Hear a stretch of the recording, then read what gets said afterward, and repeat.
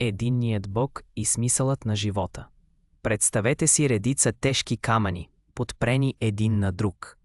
Ако всеки камък се опира на този зад него, и онзи зад него също се опира на друг, всички камъни ще паднат. За да останат всички изправени, трябва с края да има нещо, което не се опира на нищо. Нещо достатъчно силно, за да държи всичко, стоящо само по себе си и независещо от нищо друго. Всичко във Вселената е като тези камъни.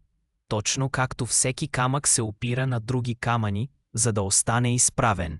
Всичко във Вселената се нуждае от много други неща, само за да продължи да съществува. Вие зависите от въздух, вода и храна. Храната зависи от земята, дъжда и слънцето. Слънцето зависи от физичните закони.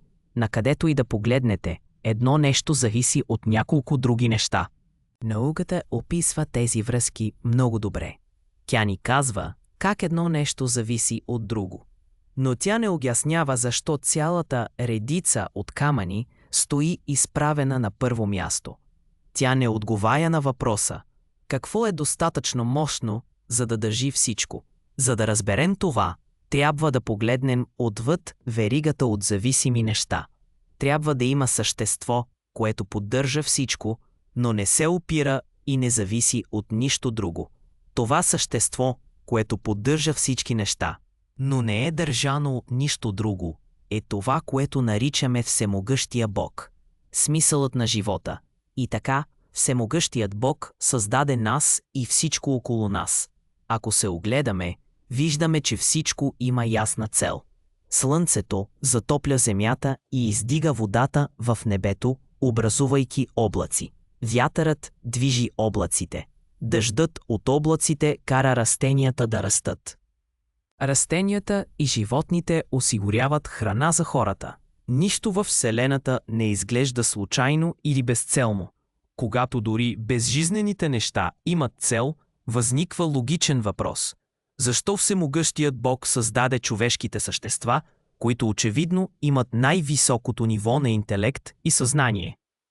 За да отговори на този въпрос, Бог изпрати пророци, за да предадат Неговото послание на човечеството. От пророците Адам, Ной, Авраам, Моисей, Давид, Соломон, Исус и Йоан, до последния пратеник, свещения пророк Мухамед, мир на всички тях. Всеки пророк е идвал със същото ясно послание. Бог създаде човешките същества, за да го обожават и да му се подчиняват.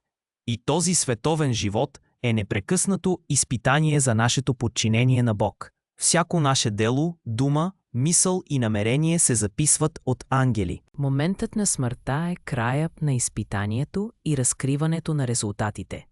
Тези, които са живели с вяра в Всемогъщия Бог и са вършили праведни дела, постигат успех в рая завинаги. Тези, които не са повярвали и са отхвърлили Всемогъщия Бог, ще страдат вечно наказание в ада. Как да знаем истината?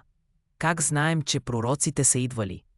Те са оставили след себе си божествени книги, които са получили от Бог. Всички божествени книги са били променени с времето, с изключение на свещения Коран, който е запазен съвършенно до днес, повече от 1400 години по-късно. Но как знаем, че Коранът наистина е от Всемогъщия Бог? Нека помислим за необходимите атрибути на Бог. Той трябва да бъде безначален и безкраен. Ако той е започнал да съществува, той би зависел от нещо, което да го създаде.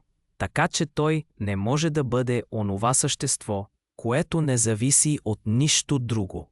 Ако той престане да съществува, тогава той не може да бъде съществото, от което всичко зависи, защото неговият край би означавал, че всичко останало също ще свърши. Така че Бог няма начало и няма край.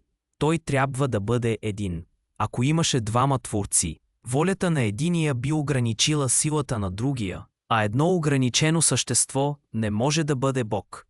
Например, ако единият творец искаше слънцето да изгрее, а другият искаше то да залезе, само единият би могъл да успее. Този, който се провали, е безсилен, а едно безсилно същество Не може да бъде Богът, от когото зависи всичко. И накрая, той не може да оприличава творението си по никакъв начин. Ако го правеше, той би бил зависим точно като тях и не би могъл да бъде съществото, от което всички зависят. Сега се запитайте, от всички богове, които хората обожават, кой отговаря на тези логически критерии? Това е Богът, който изпрати свещения Коран. В глава 112 Аллах казва: кажи, той е Аллах единствения. Аллах е независимият. Той нито ражда, нито е роден. И няма никой равен нему. Един Бог не се нуждае от нищо. Всичко се нуждае от него. Вечен, без син, без баща, напълно различен от творението, без съдружник, без равен. Коранът описва Бог точно така, както логиката изисква той да бъде. Това не е съвпадение.